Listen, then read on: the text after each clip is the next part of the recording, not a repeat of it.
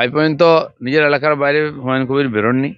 ওনার পার্টির কি ভবিষ্যৎ হবে, কি চান, উনি তো সকালে এরকম বলেন, বিকালে এরকম বলেন, তার স্ট্যান্ড পয়েন্টও ঠিক নাই। তো এটা করলে তো মানুষ বিশ্বাস করবে না।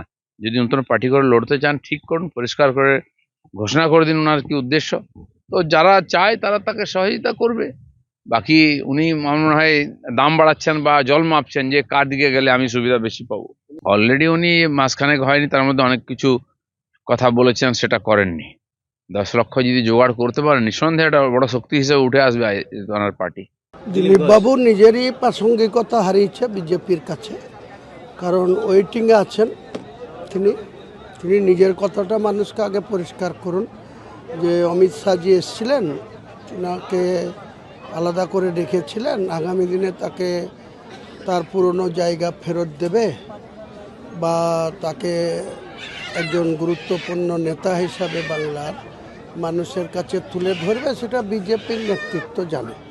ওনাকে আমাকে নিয়ে এত চিন্তা করার দরকার নাই। আমি নওশাদ না, আমি বাংলার রাজনীতিতে দিলীপ বাবুর থেকে অনেক আগে থেকে রাজনীতিতে আছি। দিলীপ ঘোষকে মানুষ চিনেছে 2015 সালে। তার আগে মানুষ, ঝাড়গ্রামের মানুষ চিনত দিলীপ ঘোষকে, বা কিছু আরএসএসের যেখানে ক্যাম্প অফিস চলতো সেই সব জায়গায় দিলীপ ঘোষের পরিচিতি ছিল।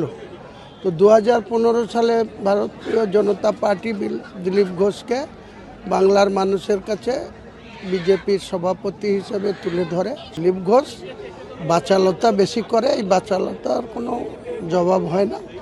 দিলীপ ঘোষ নিজের প্রাসঙ্গিকতা নিয়ে বিজেপির সঙ্গে কথা বলুক এবং তাকে আগামী দিনে বাংলার রাজনীতিতে কোনো জায়গা দেবে কিনা সেটা বিজেপির কেন্দ্রীয় নেতৃত্ব ঠিক করবে। এখানে আমি ঠিক করার কেউ না।